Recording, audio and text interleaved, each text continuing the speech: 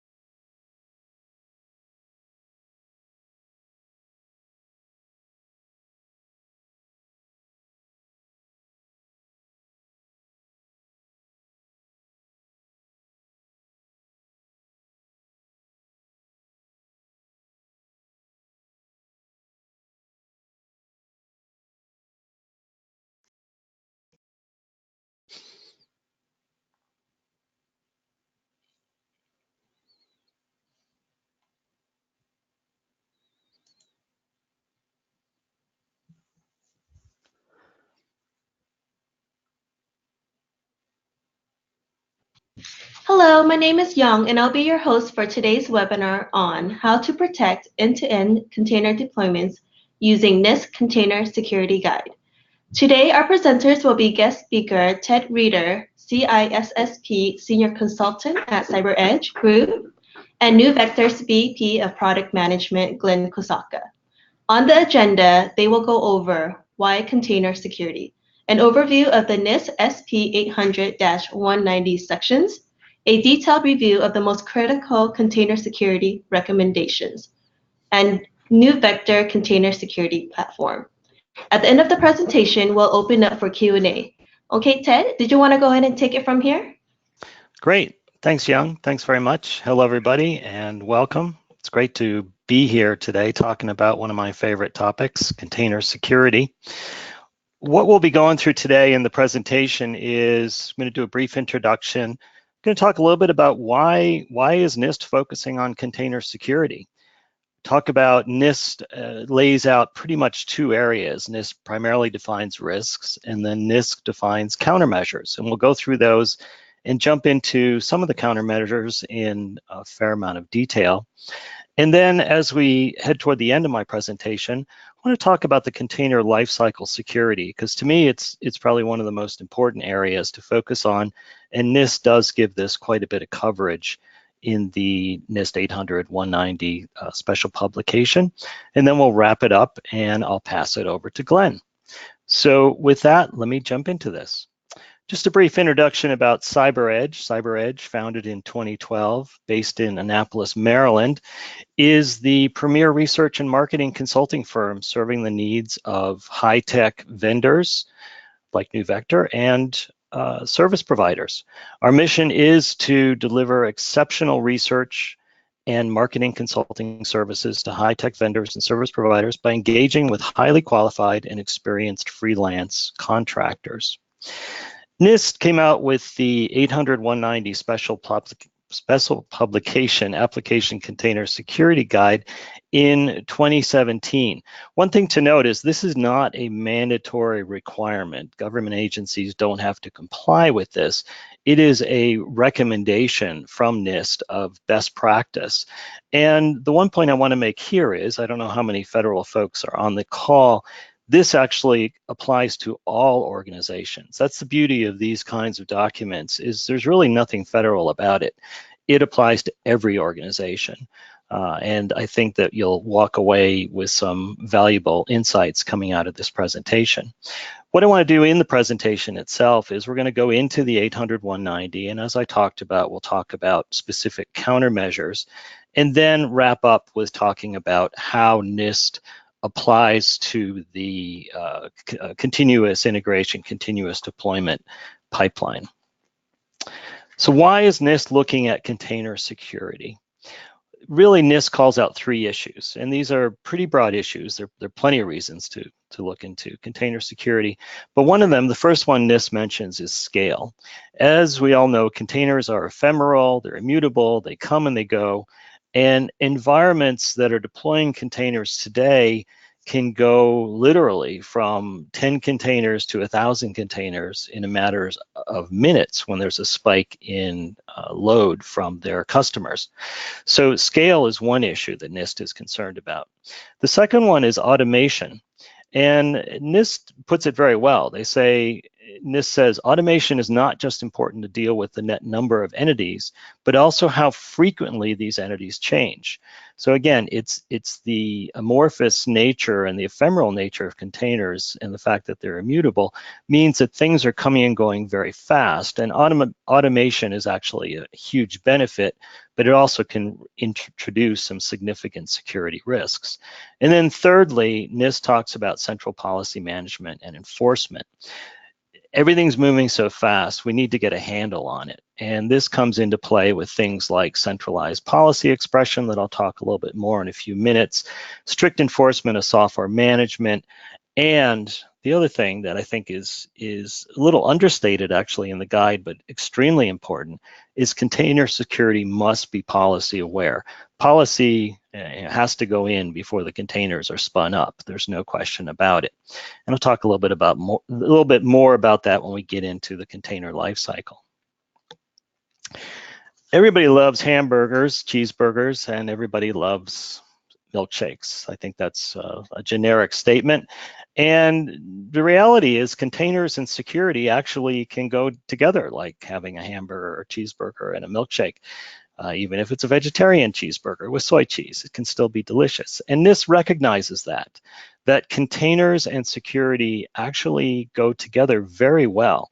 One of the features about containers is the Linux operating system is stripped down. It is specifically designed to provide limited functionality. People who deploy containers using best practice will typically do this with one function per container ideally, and this can really help to reduce the container attack surface. The other aspect of this is the CI/CD pipeline really opens the door to better vulnerability management. The ability for Jenkins to automatically trigger vulnerability scans of an image before it goes into a registry, and if that image fails the scan, it's not put into the registry, really is a huge benefit from a security standpoint. Now, unfortunately, no one likes a cheeseburger milkshake. So when you mix these things together, if you do it the wrong way, NIST also recognizes that there's some significant security challenges when it comes to containers. We have 3 of them here, but there are plenty more that we could get into. One is the east-west traffic nature of containers, that most containers are really going between, for example, in a Kubernetes environment, between the pods versus going in and out of the infrastructure, meaning that your traditional security controls like your firewalls and your DMZ are really blind to everything going on in the container environment. The second issue is the ephemeral nature of containers that I talked about a few minutes ago. The average lifespan of a Docker container is only about 2 days. And if you're not in the container environment, it means that containers can fly under the audit radar. This can be a huge issue. We actually talked about that in an earlier presentation talking about PCI DSS. And finally, it's the velocity of the CI/CD. Things are moving so fast. Organizations are spinning up and spinning down containers. I've talked to organizations that are doing 5 releases a week, whereas only 6 months ago, they were doing 1 release every 6 months. So that's how fast organizations can move. And some of the cloud native organizations out in the Bay Area, they'll do 100 releases a day in their environment. So very fast environment that you have to take care of. So let's get into it. Specifically, NIST defines 5 areas of risks in the container environment to be concerned about. There are image risks, which are really focusing in on the image itself, things like vulnerabilities, malware, programmers putting clear text secrets into it. Registry risks, which is where the images are stored and pulled before they are spun up as containers, and orchestrator risks, the underlying orchestrator of the container infrastructure, for example, Kubernetes, Docker Swarm. This is another area that NIST focuses on, and we'll talk about each one of these when we get into the countermeasures. But these are 3 of the 5. The other 2 are container risks themselves, looking specifically at the vulnerabilities within the runtime environment, looking at application vulnerabilities in the container. And one of the big nasties out there would be rogue containers, containers that spin up that should not be there, which are a clear indication of a potential violation, a potential threat underway. And then finally, the last area that NIST talks about in terms of risks is the host OS itself. The container OS is a specialized specialized Linux operating system, but it is an OS. And one of the issues that we'll talk about a bit more down the road here is that a lot of people think of containers like virtualization. There's a big piece missing. Containers don't have a hypervisor.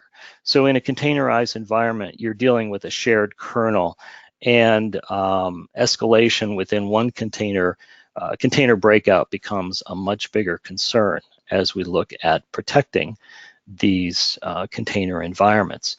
So what NIST does is it lays out these 5 container risks very well in the document, and then it goes into specific countermeasures to go up against each one of these risks.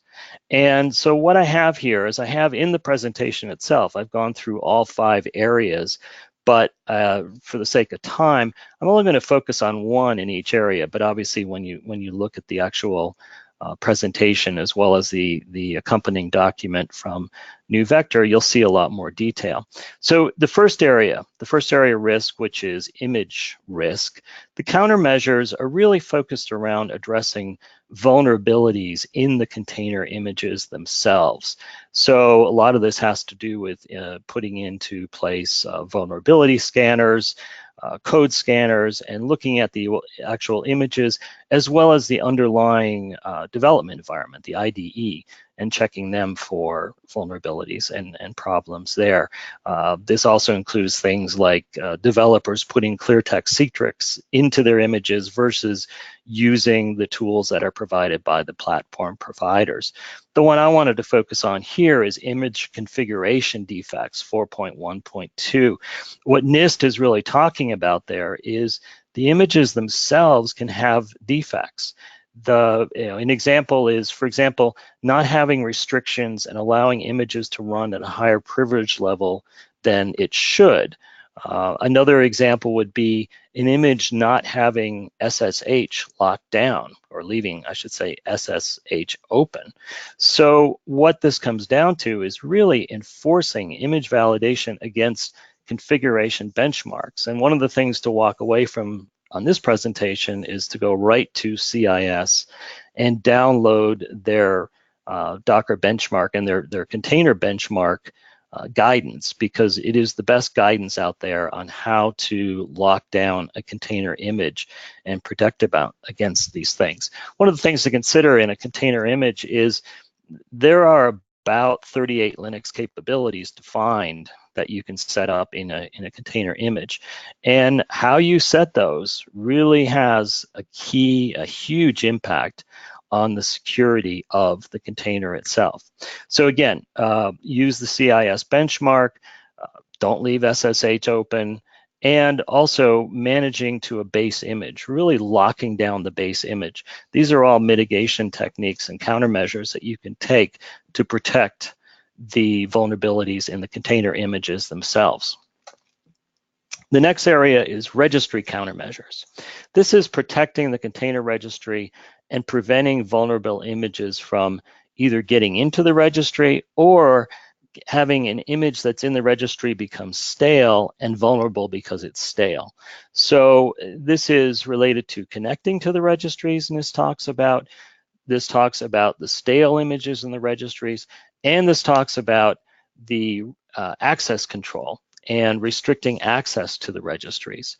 And the one area I am focusing in on here is 4.2.1, which is insecure connections to the registry itself.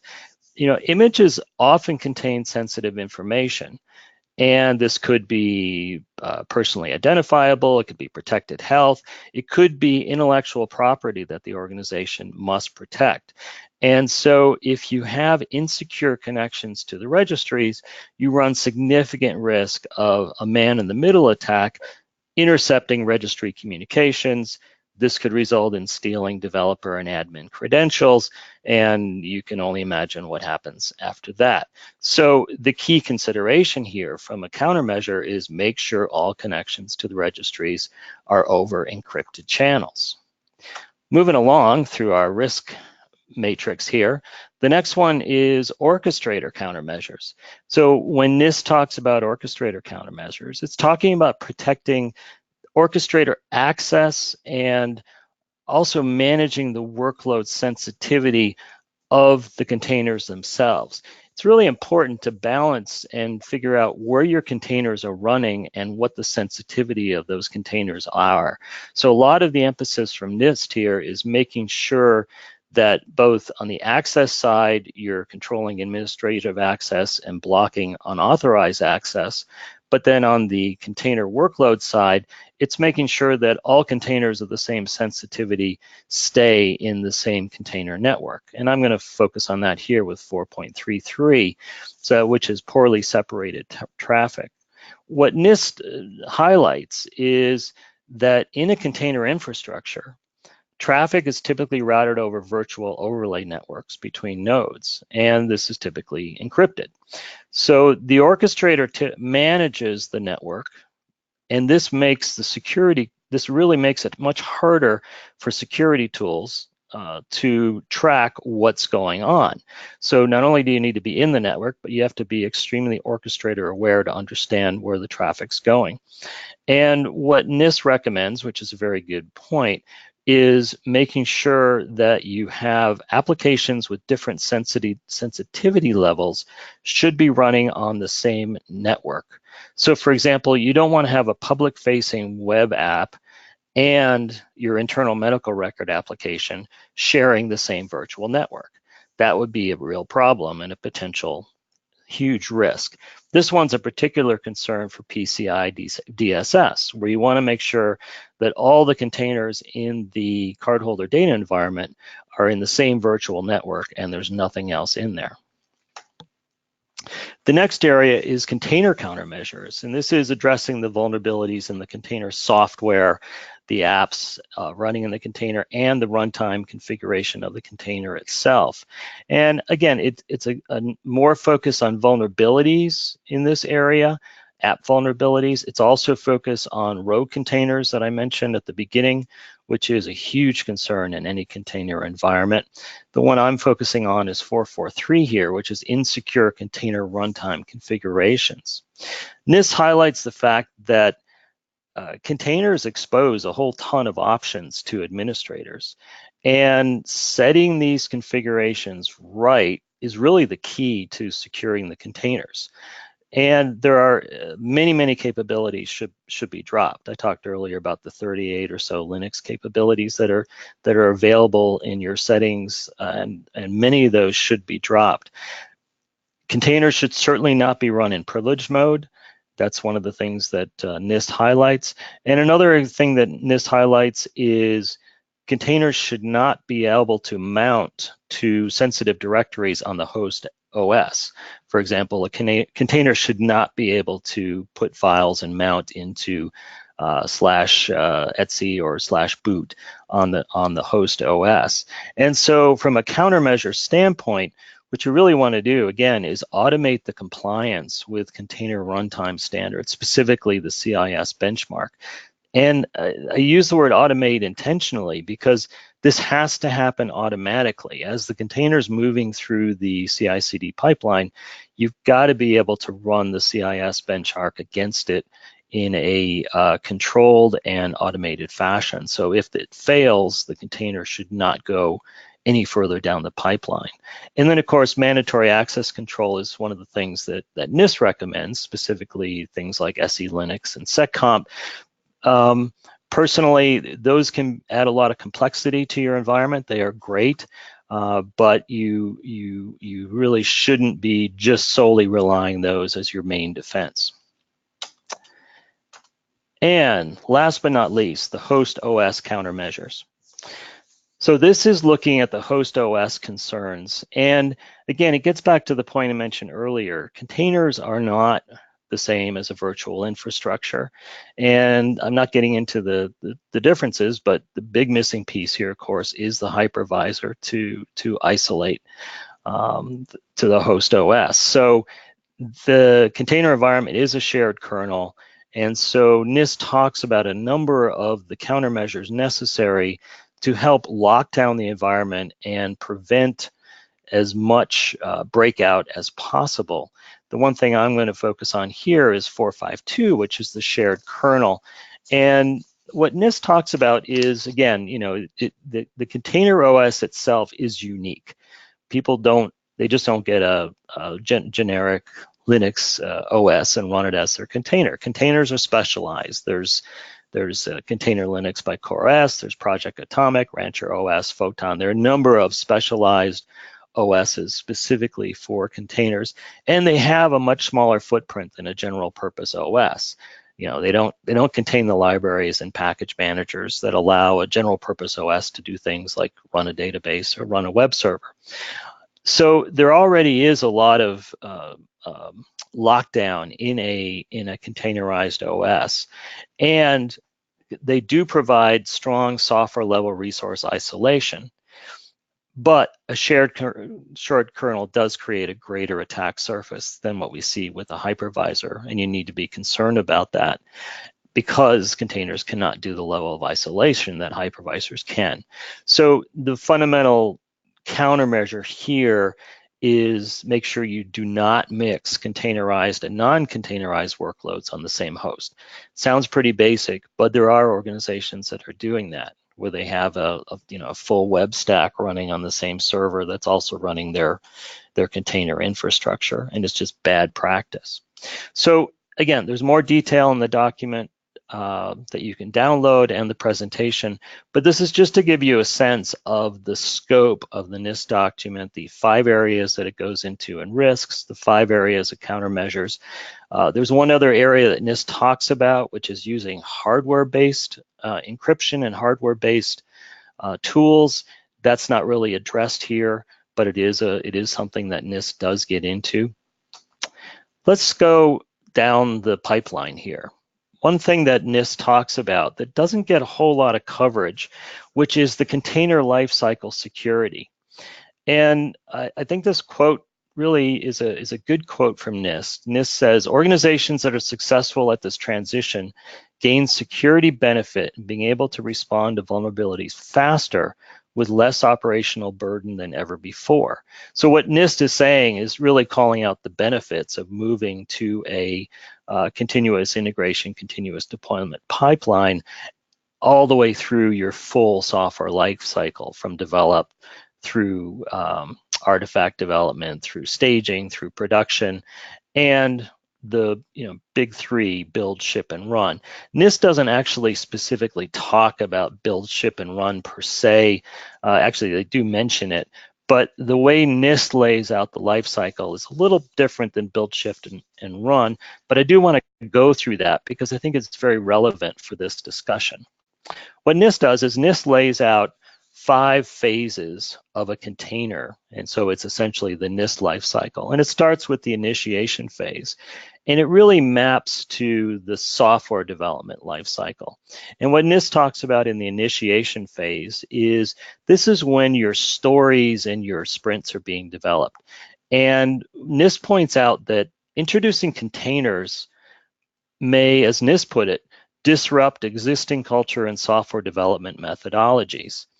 And it's a good point, and I think, again, anybody looking at this will gain something from this, particularly if you're in the early phases of implementing containers in your organization. For example, containers, by being immutable and ephemeral, they're never patched. Okay, so that really changes the way organizations go about updating and dealing with vulnerability. So NIST does point out that there's significant training required to make the team comfortable with the new way of building, shipping, and running applications. From our perspective, what is important here is, see if I can get my thing going here. Here we go. Is in this initiation phase, from a security control standpoint, to really focus on the automation of security policies. How do I take my policies and put them into code, for example, using YAML or JSON, so that I can actually take policies as I'm developing the stories for the application that I'm going to be developing and put those right into my CI/CD pipeline. So that's the first phase that we're talking about. The second phase that NIST talks about is planning and design. And NIST actually highlights, interestingly, on the forensics aspect of this, or being able to collect data and support incident response. But from our perspective, what we're talking about is a bit more of the software development phase of the CI/CD. And containers are built on known components. And because containers are immutable, their declarative nature, you know what the container should be doing. So if it's not doing it, it's a red alert. So again, when containers are being built and designed, because of the declarative nature of the container instantiation itself, you can immediately see when a container's gone rogue, when a container's doing something it's not supposed to do. And that really plays out in the type of security that you put in place to protect the container environment. So during the planning and design phase, what we talk about is really, first of all, full integrated vulnerability management. Anomaly detection, getting to that point of, you know what container is supposed to do. So when you see anomalous activity based on, again, what, the prescriptive nature and of the declarative nature of a container, you can immediately flag it as anonymous. And third, tracking the encapsulated and encrypted traffic through the environment. As I mentioned, the orchestrators themselves have overlay networks that are typically encrypted. So you need to be able to track the encapsulated and encrypted traffic. As we move along in the cycle here, we get to the implementation phase. This is where system prototyping and testing occur. And really, here's where NIST points out some of the differences between virtualization containers and the level of introspection and isolation available when virtual machines are not there. And NIST really stresses the confirmation of authentication, connectivity, app functionality, management performance, and security, all verified during system test and QA. The things that we focus on from a security control standpoint is, you really need a container firewall to isolate staging and QA workloads during this phase, because you've got to be able to separate things. You need active vulnerability and code testing. This would be, when I say code testing, things like dynamic and static application security testing. And you need strong admission control policies. The next phase, which is operations and maintenance, which is essentially the production phase of the environment, or the production phase of the CI/CD, is really, NIST stresses the importance of image scanning and making sure registries have up-to-date images. And NIST calls out some of the other documents that it talks about, particularly around incident handling. But fundamentally, the areas that we need to focus on during the production side of a container is limiting ingress and egress to the production environment. Strong image management is called out by NIST, strong vulnerability management, and then NIST also calls out at this point SIM integration, security information event management integration, as a key aspect of handling containers in a runtime and in any production environment. And last but not least, NIST carries us to the end, which is the disposition phase, which NIST is focused a lot on data retention. What do you do with these containers after you've decommissioned them? And what we focus on from a security control standpoint is you really need to track when containers are removed from service so that containers don't come back into the production environment accidentally. You need automatic discovery of rogue containers all the time. I've mentioned that a couple times, and preventing expired containers from returning to service. So NIST does talk about a container lifecycle, and it can be mapped to the CI/CD, and we think there's some real value there when you look at security from a container lifecycle perspective. So just some final thoughts, and I'll turn it over to Glen. NIST is very prescriptive here in addressing container security, and they're very proactive because, frankly, containers are just getting started in the government side of things, and many organizations are still just getting started with containers. Containers can clearly improve security, but as we've talked about, they can also dramatically increase the attack surface. Most of the NIST documentation is focused a bit more on the pre-production phases of container development than on the runtime. And I think, as Glen's going to talk about, you really need to be focused very much on the runtime. You know, what happens after this stuff goes out into production and into the wild? Because no matter how good your pre-production controls are, no matter how well you've scanned everything and how well tightly you've controlled your registry, you always have to be worrying about zero-day threats and insider threat coming during runtime environments. And so in the end, to wrap this up before I turn it over to Glen, so you really need a container security solution that integrates through the whole build, ship, and run with advanced attack detection, auto segmentation of workloads, and real-time connection visualization. These are the characteristics that really apply well to the NIST guidance. So with that, I will turn it back over to Glen. All right. Thank you, Ted, for that great overview of the NIST recommendations. Do feel free to reach out to CyberEdge and Ted if you want to take a deep dive into specific areas that Ted wasn't able to cover today. So as Ted mentioned, NIST was published in 2017, and it was, at that time, there weren't a lot of production deployments of containers.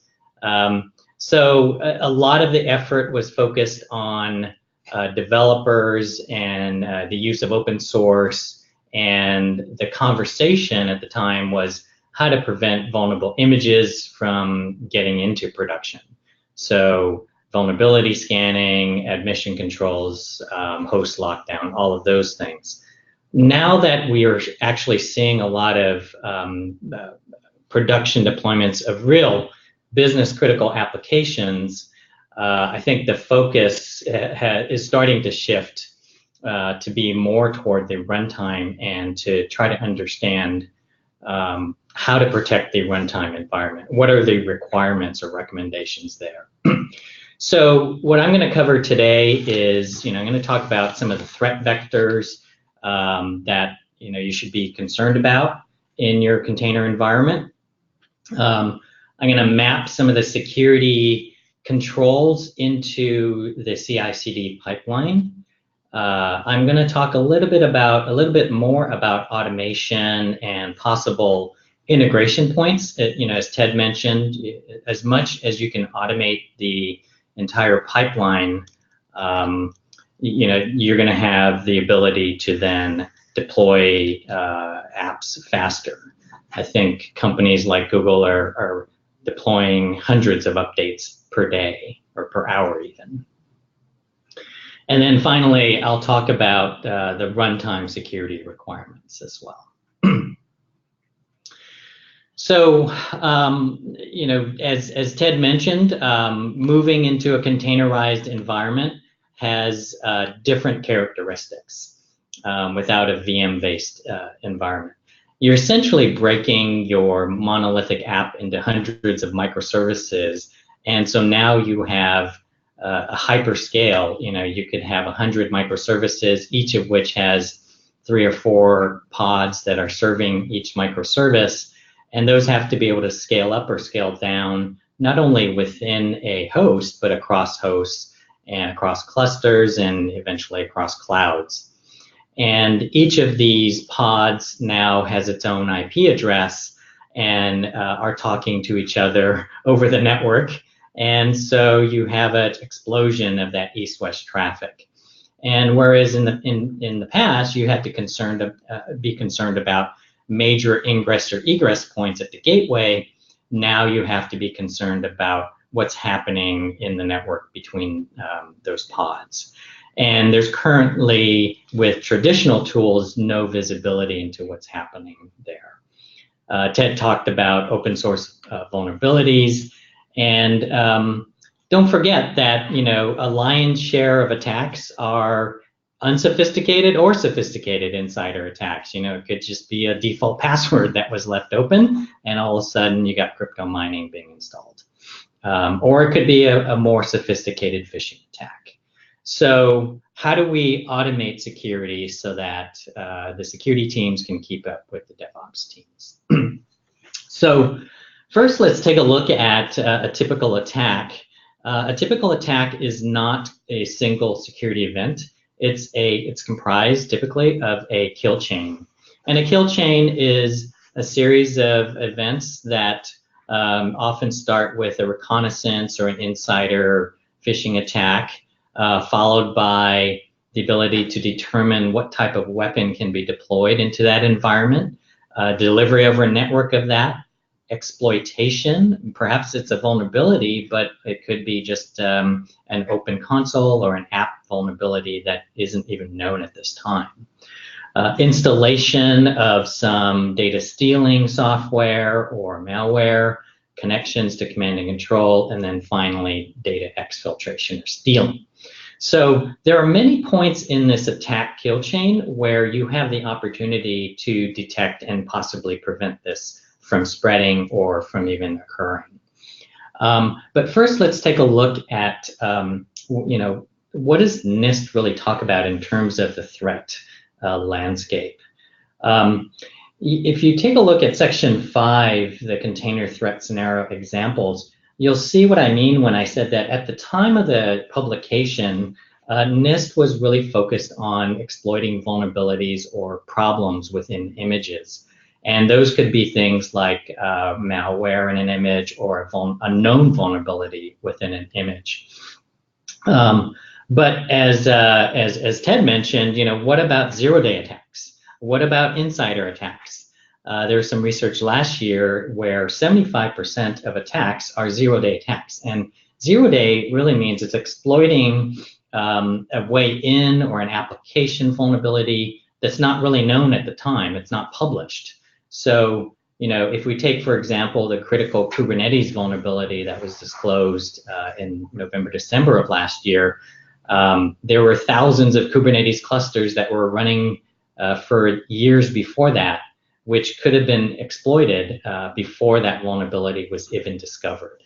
So how do we protect against those? So, if you're thinking about trying to kludge your next generation firewall or your host security protections, they're really blind to all of this container to container traffic and also blind to what's going on in every container. Are there suspicious processes or reverse shells starting up? Is this pod trying to expand laterally to another pod or host and then trying to expand the kill chain from there? So all of the attacks that you've read about in the past are equally likely to happen in a containerized environment as they have happened in a non-containerized environment. And in fact, the threat or attack surface is even greater in a containerized environment. The NIST guide doesn't really talk too much about the orchestration platform itself, specifically, how you can protect your API server or your kubelet or things like that. The crypto mining example that is listed here was an exploit of an open Kubernetes console where Tesla's infrastructure was exploited there. So that's why it's critical to be able to detect multiple vectors of attacks. We like to say, and I believe the folks at Gartner have said, the network is the source of truth in defense. And that's because they're going to get in through the network, they're going to expand through the network, they're going to steal data through the network. So you can see here various examples of exploits and where and how you could have detected these. For example, the Equifax data breach initially was an Apache Struts exploit. So if Apache was running in the container, that initial exploit could have been detected in a container, but then the data stealing required the network. SQL injection obviously could be detected in the network as well. So it's critical to be able to monitor all of these, especially the network traffic. Now, NIST tends to focus on the first two layers here, the scanning, the signing, the access controls, host security, locking all down. But there's only a couple items in there that really talk about runtime security. So, for example, layer 7 network security and endpoint security are critical requirements for any production deployment.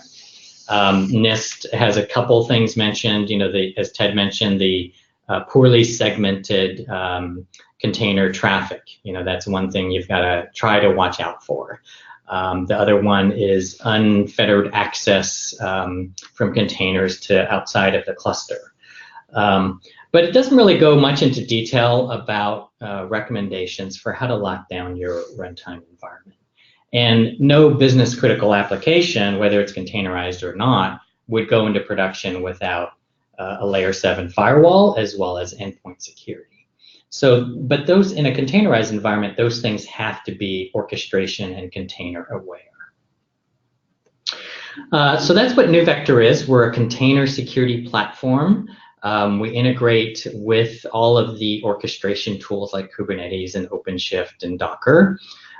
We are a container ourselves, so you deploy NeuVector as a container, typically as a daemon set on every worker node.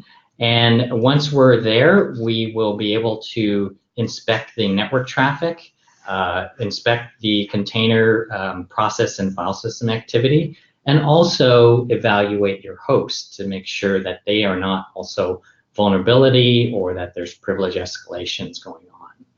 So we're really a full lifecycle auditing and compliance tool. We start with vulnerability scanning in the CI/CD lifecycle, and then we go all the way into runtime, which is our specialty. And specifically, we give you unprecedented visibility into the network connections between your pods. If there's any embedded attacks in those connections, as well as we will automatically segment those connections. We can run as an inline firewall between pods, so if there's a suspicious connection, we can actually block just those connections. And then NIST talks about the SIM integration, the automated responses. We have many of those capabilities, including packet captures and quarantine as well. So that's a really brief overview of NeuVector so that I can talk about some examples of how we can integrate into this CI/CD pipeline. So this is a sample application pipeline. It's a little different than what's called out by NIST, because what we want to do is we want to map security controls into this and then talk about how you can automate security into this pipeline. So we start with the development side of it, and then we go into the CI/CD, staging, production, and then post-production. So in the early phases, which NIST covers very well, tools such as SAST, code analysis are useful to make sure that your applications themselves are not being built with vulnerabilities. And for code analysis and real in-depth open source management, we partner with companies like Black Duck and JFrog, but there are some open source tools like OSEC that can provide that.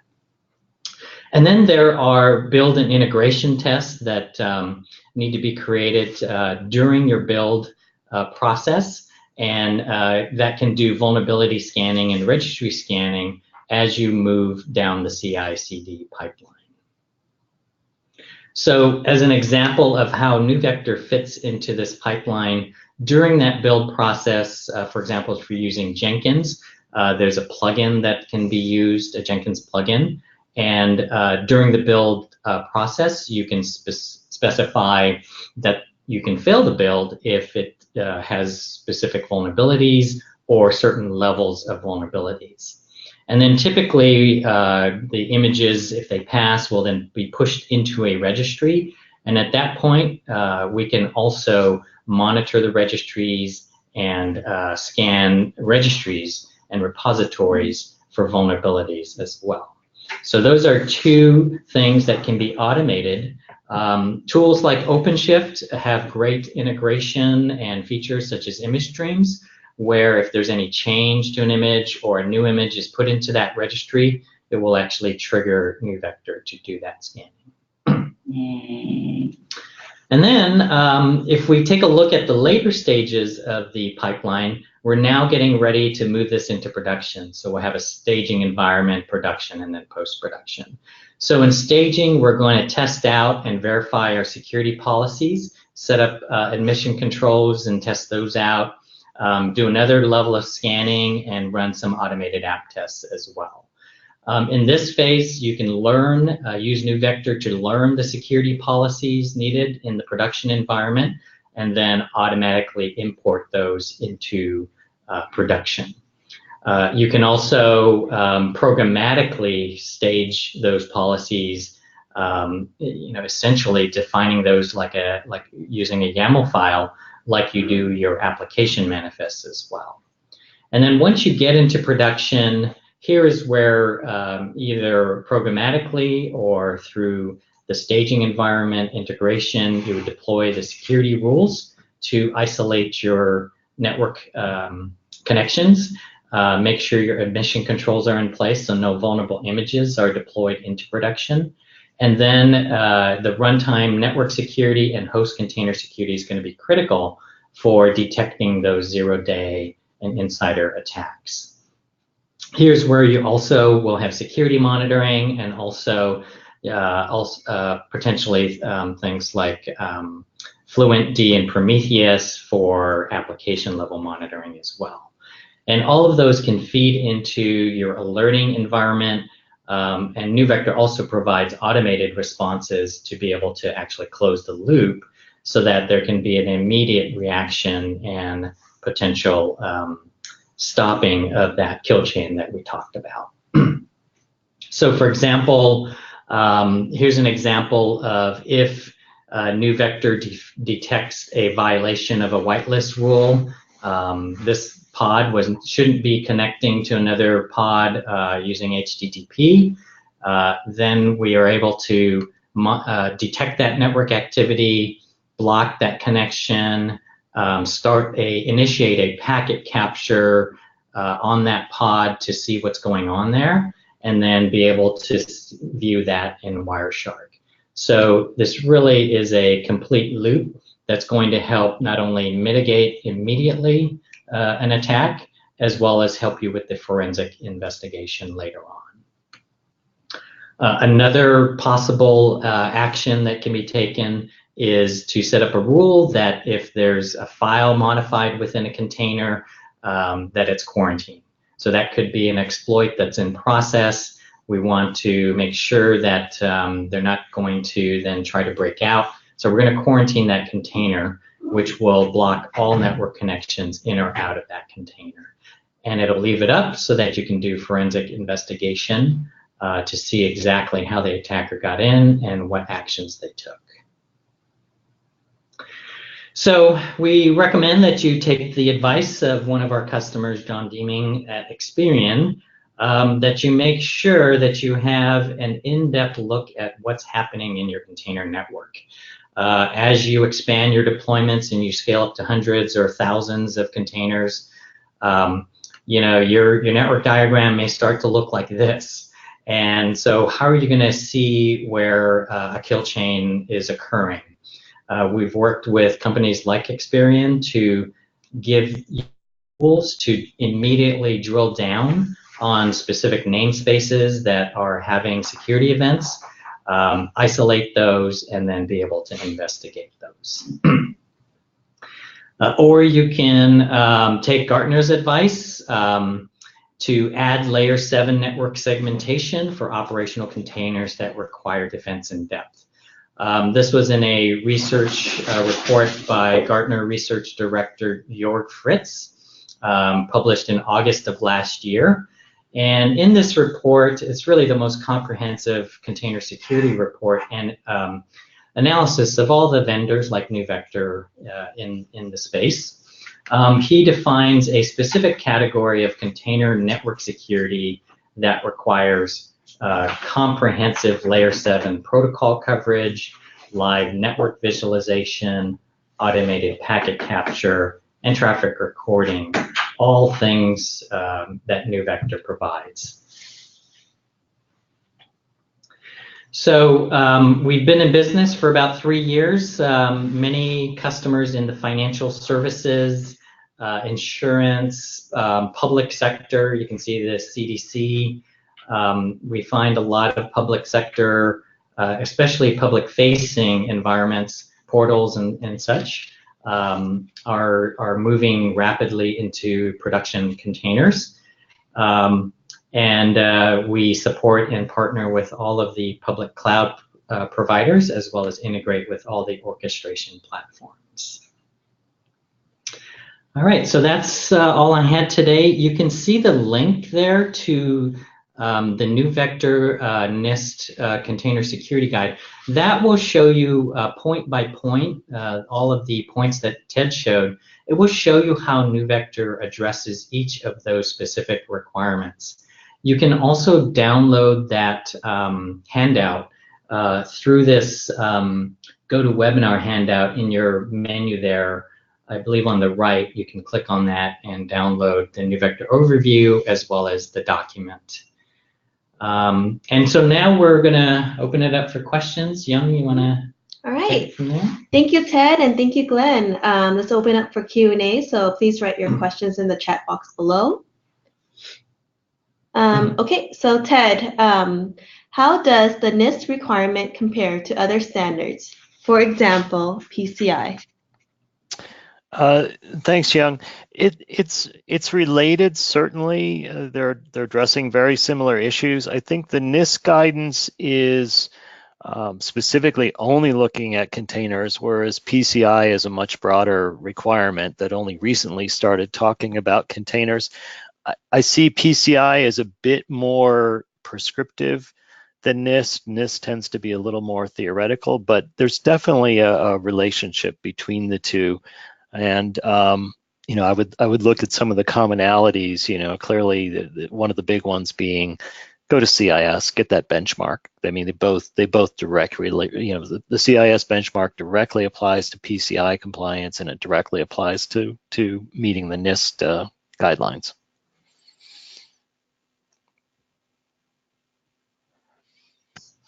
All right, and is there any certification that can be tested for NIST 800-190? No, it's not there's nothing mandatory about it yet. It's really just a publication that NIST put out as a best practice.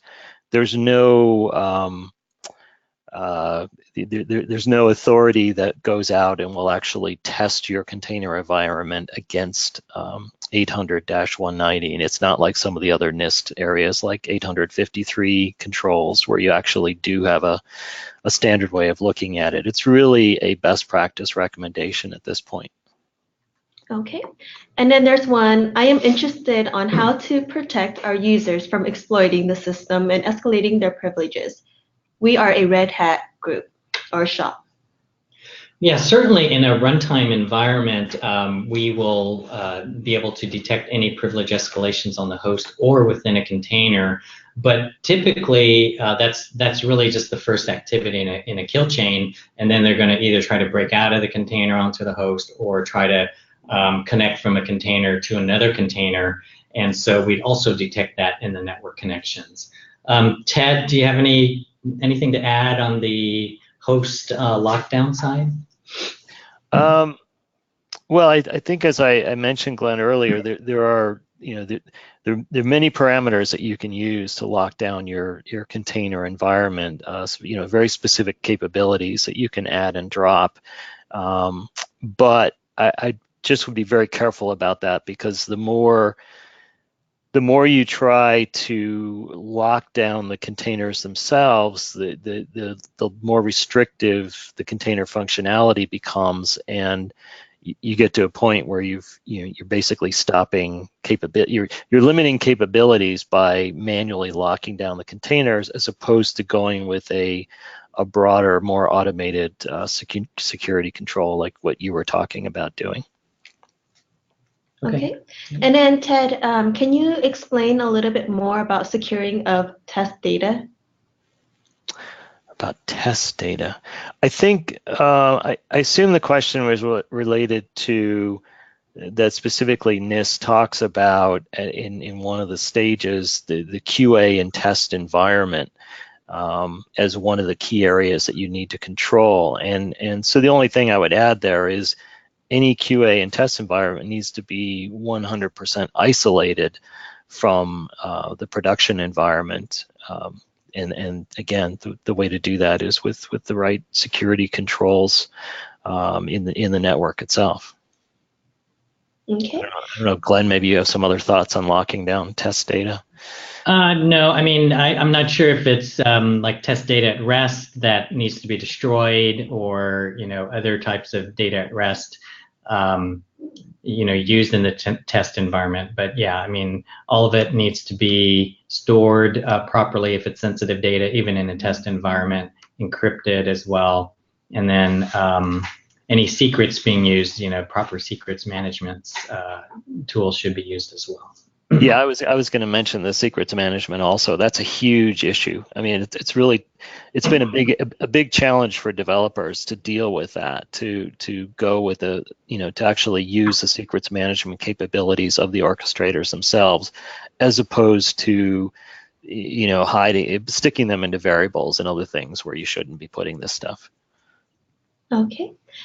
We have a lot of questions, so just please continue to put them in the chat box, and then we'll reach out to you personally if we don't get to them in time.